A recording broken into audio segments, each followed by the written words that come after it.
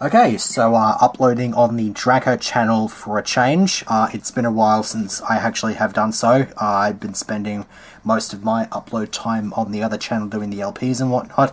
And so, reason I have this is because I have another deck list slash sort of tournament report to deliver. My locals decided that they wanted to trial out Thursday night tournaments, and so they had one tonight, and it worked out really well. Everybody had a lot of fun. Everybody just fucked around and was good times. I certainly did have fun, obviously, although as much as I liked this deck, it did unfortunately kind of capitulate a bit, and it delivered me a 1-3 record over the 4 rounds of Swiss. So, it's unfortunate, but it's alleviated by the fact that 3 of my 4 matchups were clear forts. So, I'll go through the Raccoon deck list, and then just do a brief little summary of my matchups. I'm not making this like a proper tournament report, because it was not actually an officially sanctioned Konami tournament, so there was really no sort of points or anything in on the line for this. There was really no purpose for it other than to just test out the waters and see if this was actually going to work, and it did. I believe the minimum needed was like 20 players. We got about 26, so we were pretty content with that. Here we have the new and improved Raccoon deck, although it still kind of sucks, but you know, round matchups are round matchups. So starting off, we have the standard 3 Pompoko and the 3 Tan. I cannot stress enough the great importance of these 6 cards. These are just the bread and butter. They are the off-break of your deck, assuming you bowl off spin. US people will never get that. But point is, Pompoko gets Tan, just gets anything else that you need. These were really good. I opened up with Pompoko a considerable amount today. The only problem is, the only time where I had it like dead in my hand, so to speak, was when I knew my opponent had skill drain, because they got it off a duality. So aside from that, they were pretty much the standard sort of jazz that you wanted to go for. Then the 3 Valerie Fawn. For some stupid reason, I kept thinking that I was only running the 2 copies. It wasn't actually relevant to any sort of issues that I had with the deck, but it was really dumb because I still did not open with this. I think there was only 1 game in which I opened with this, and it's really freaking weird having 3 of them and just not opening them. It's a very nice card to open, it or any other level 2. Like, it just depends whether or not you open this card, whether you go for it with, what do you call him, Obedient Skilled. But he like, this is the basic tuner of the deck that gets you into your first turn Santa, you beast play. So you pretty much have to run him. Next I ran the 2 Wind-Up Kitten, because bouncing shit back was going to be more effective than blowing shit up, especially in regards to extra deck monsters, since they are pretty much big on at the moment. As opposed to destruction, which is the reason why I stuck with the 1 Kalin Tosin and still proceeded to open with it at least 2 of the games that I played. So, this thing is a freaking magnet. It really is. So stupid. I wouldn't advise cutting Kalin Tosin, because you still need it for getting rid of annoying shit, like floodgates and whatnot, assuming, of course, those floodgates can actually be killed with the friggin' thing. I then had the Tree Otter. I did actually get the OTK off using this and Phoenix, so I was pretty happy with that. I still lost the match, but it is what it is. I then had the 2 Junction Synchron. I initially had 3, but I had to fix up the deck just a little bit in order to fit a couple of more useful staple spells and traps.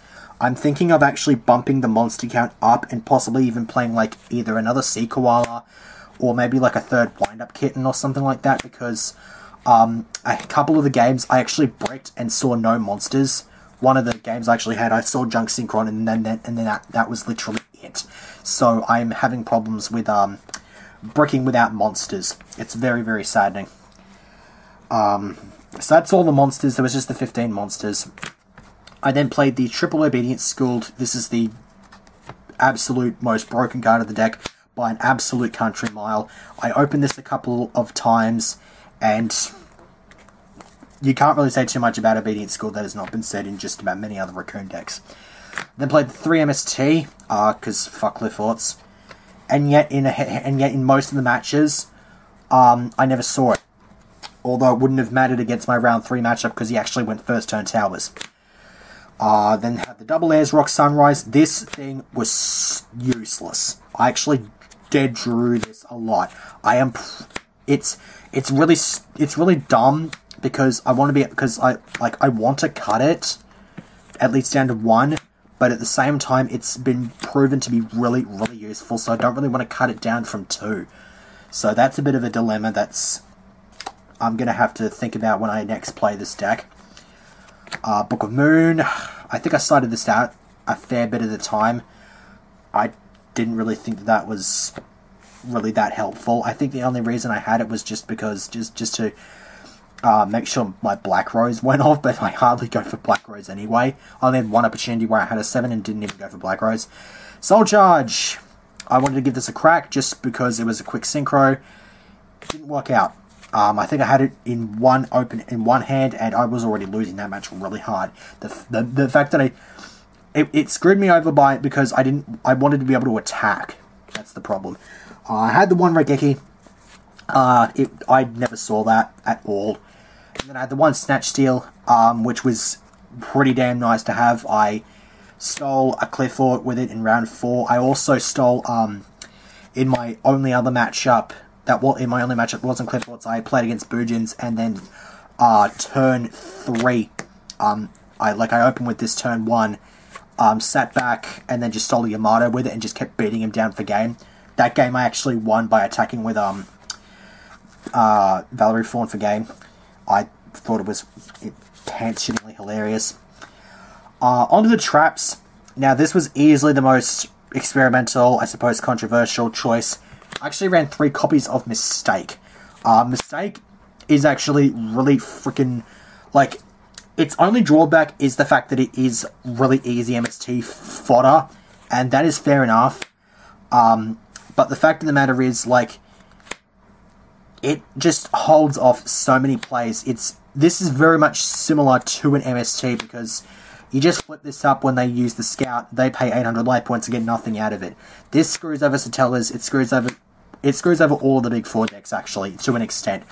They can't Scum, they can't Good and Evil, they can't Deneb, Rotor, Hedgehog, blah blah blah blah blah. They just can't do anything like that. I would usually side one out if I didn't think it was that relevant, if I wanted to have more back row hate.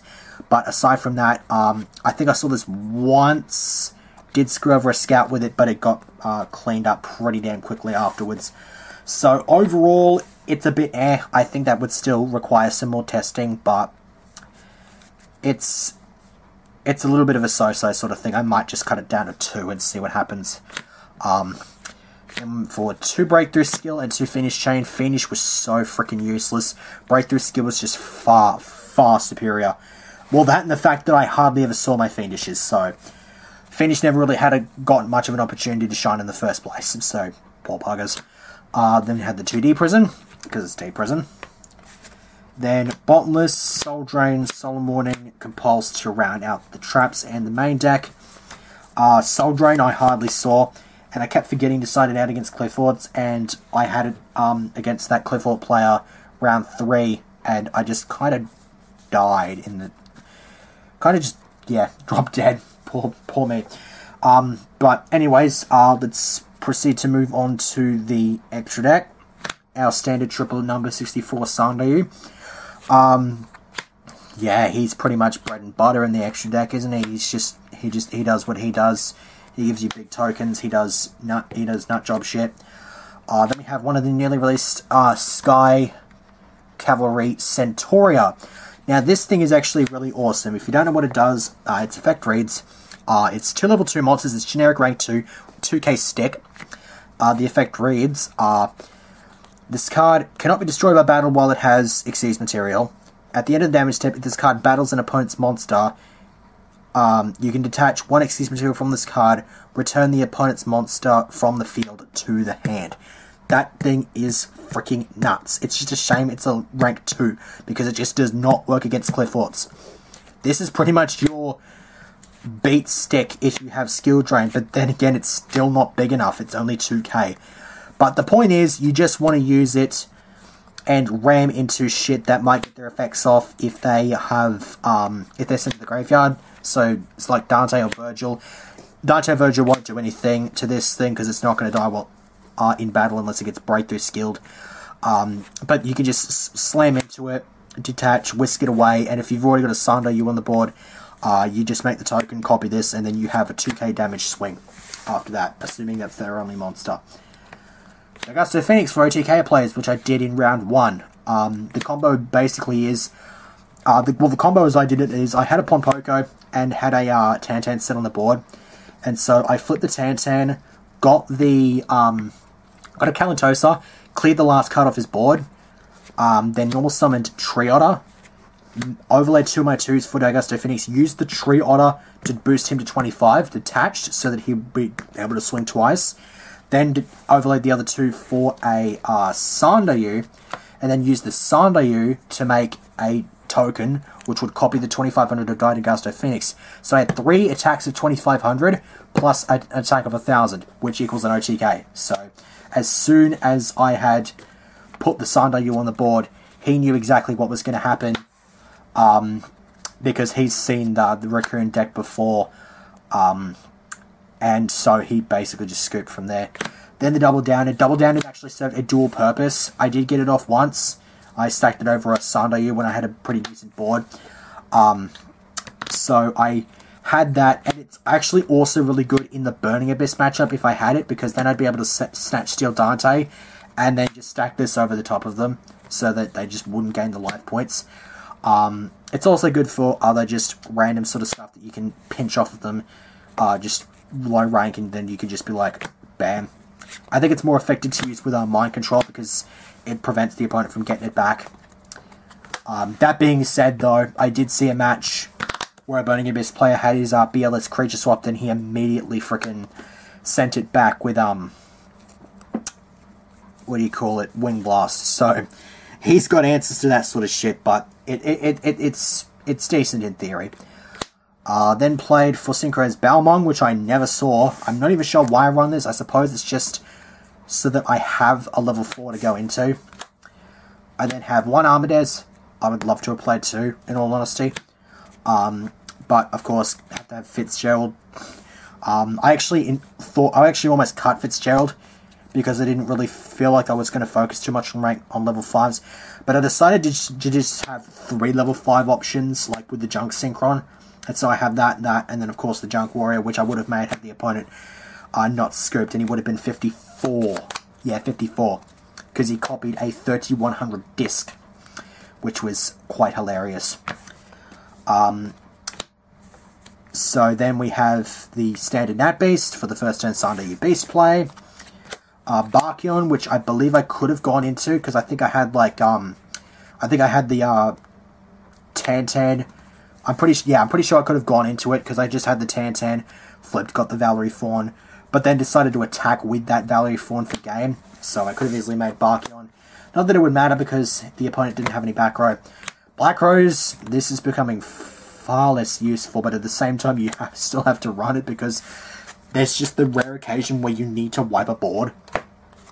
And then last I decided to roll a Yazi because of the Snatch Steal plays. I could just Snatch Steal, use that as material, and that's basically how I got this out. I stole a just regular normal summoned shell, so it was a 4, made Junk Synchron, so I made this. It got Blackhorn, unfortunately, so but the thought process was still there. It still was executed well. It's just the Blackhorn. The Blackhorn is a thing. So in theory, without the Blackhorn, it would have been a pretty damn good play because it was Yazi that I made. And I mean, there was no way I was going to make Black Rose in that situation because I was already I already had an established board. So, side deck, 2 Max C, never sided this in.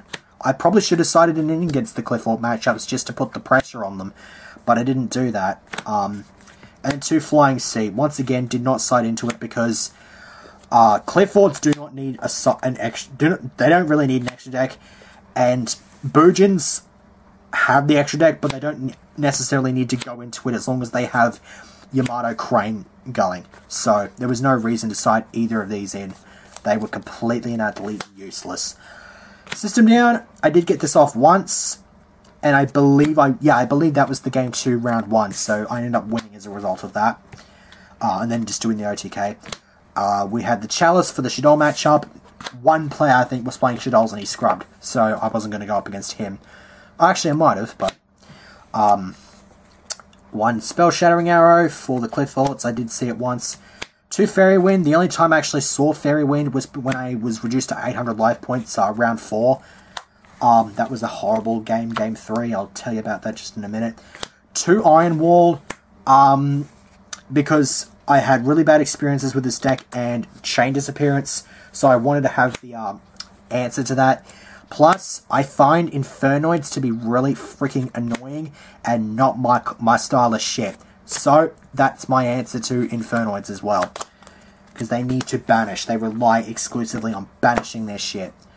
I then had the 2 Light Mirror for Satellas. There was a considerable number of Satellas, but of course they all topped. Like the top 3 today were all Satellas. And then 2 Shadow Mirror for BA and Shadow. But I never went up against any of those matchups. I went up against Clifford. Actually, no, I did side in the Light Mirrors for the Boojin matchup, but the Boojin matchup was more of a casual player. He wasn't like that sort of a big sort of thing.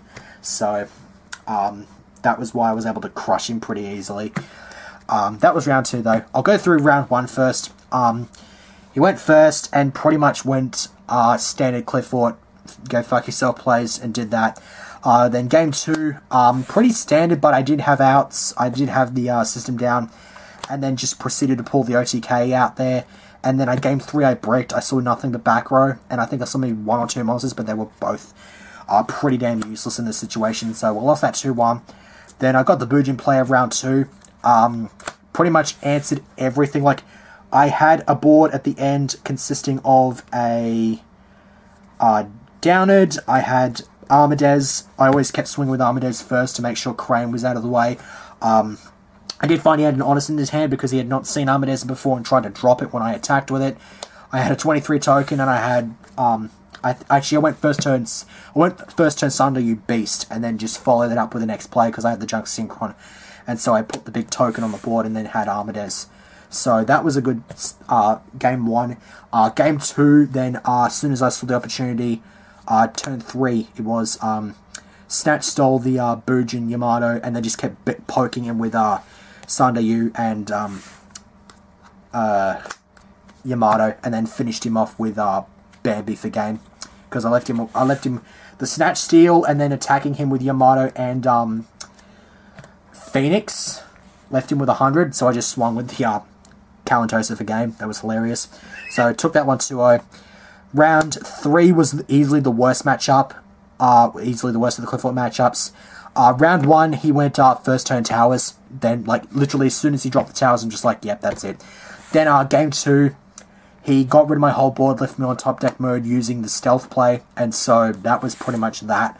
And then round 4, got another Clifford matchup. Basically worked my way around him using... I basically just went first turn Sunder You Beast again. Actually, no, did not go first turn Sunder You Beast on that occasion. I believe I went double Sunder You. I can't remember, but I crushed him then, and then he came back and skill drained me, and then basically just beat me over with, I think, like, disc play, game 2, and then game 3, I bricked again, and literally only saw a Junk Synchron. That was literally the only monster I saw the whole game. And I had far too many outs to the Scout, but he just decided to drop a Helix and keep beating me with it. And so when I finally had the monster to set, he just summoned something else and equipped Sacrifice, and then that was game, set, and match, which disappointed me greatly. Like, I had all the answers to Scout, but he just never played the Scout. He withheld it, actually. He just sat back on it and didn't really need it. So, that is what that is. So, out of a 27-player tournament, I finished 22nd. So, pretty shit, but at least I didn't finish myself up going last. That would have been really, really ego-killing for me, but it is what it is. So, thankfully I did get in a whole bunch of awesome trades, which means that I can go back to something that's actually relevant And my most relevant deck I can play at this stage will be Satellite Knights, because I finally have my diamond. Huzzah, got that in, I still have to actually hold up my end of the bargain for this. I still got to buy my friend 2 packs of Secrets of Eternity just to pay for the money that it's worth, but I still got it. It means I can finally run Satellite Knights, and this may be a bit of a big thing, but I may actually be going to a regional next month. Oh my god, the casual player wanting to have fun going to a regional. So I'm going to need to test out Satellite Knights for that, because the likelihood is that I'm going to be playing Satellite Knights, unless by some stroke of luck I manage to get my hands on a second Karma Cut and 2 more Dantes. So yeah, that is it. That is probably the next thing you should expect to see on this video, is just deck list of this. So I would say that is about it. So see you for whatever it is that I do next, whether it be on this channel or the next channel, the other channel. So yeah, definitely go check it out as well though. So yay.